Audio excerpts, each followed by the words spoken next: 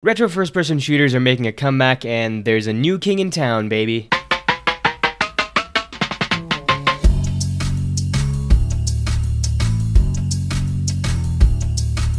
Prodeus is an early access game that's at the moment at least free on PC Game Pass and $25 on Steam. Similar to Ultrakill, its approach to early access is to, for the most part, launch a bunch of finished levels for players to experience right now, which feel polished and well thought out and not like they're in an alpha or beta stage. And as it goes along, it'll be adding more levels to the ones available at the moment. And even though as of the recording of this video, there's no exact date for a full 1.0 release, it should be coming pretty soon, which will have even more than the dozens of levels it currently has, which is all to say, as far as early access games go, this one feels highly polished and close to completion. And frankly speaking, it's just worth checking out, especially if you're a Game Pass subscriber, because in that case, I mean, you get it at no additional cost. When I was talking about this game to my brother, I mentioned to him how I felt this was, like the title says, the single best retro FPS I've ever played, and his first response was, really? Better than Ultrakill? And I said, yeah.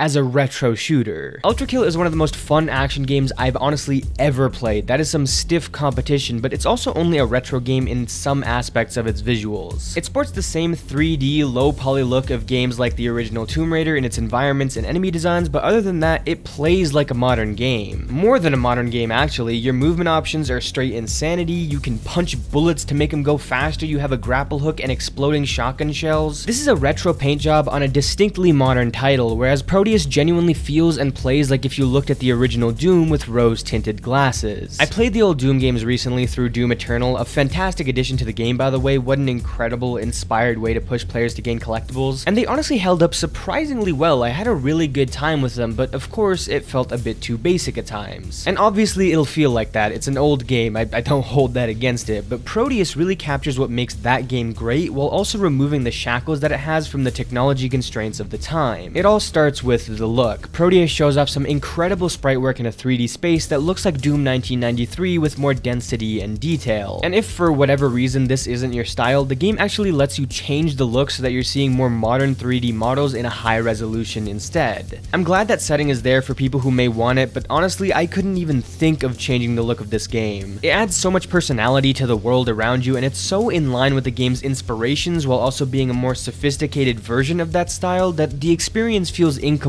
without it. The animations, especially the death animations, are a perfect recreation of those goofy, simple, slow falls that old games love doing, and shooting enemies results in the perfect mix between the basic bloody sprite work of old shooters and the over-the-top gore of some modern ones. I also want to give a big shout out to the level design and the way the levels look. There's usually some weaving paths that for the most part are easy to keep track of, but the game doesn't hold your hand and you can get turned around, though it does do an excellent job of creating multiple pathways to familiar areas that let you get your bearings again. And this game really manages to capture that moving through a labyrinthian factory feel of 90s shooters. I've noticed a lot of retro-inspired games like Dusk and Forgive Me Father and plenty of others tend to do a lot of house-like interiors or large open towns or forest of some kind, and that's not bad level design, but it also did feel quite different to what most of the rest of the game was emulating. Prodeus makes the conscious choice to really recreate not only the looks of those titles, but also the places you're visiting, and that extra step makes it feel all the more authentic. How long can a man go on about a game without mentioning its gameplay? Yeah, I know, I was saving that part, okay? God, this game is fun.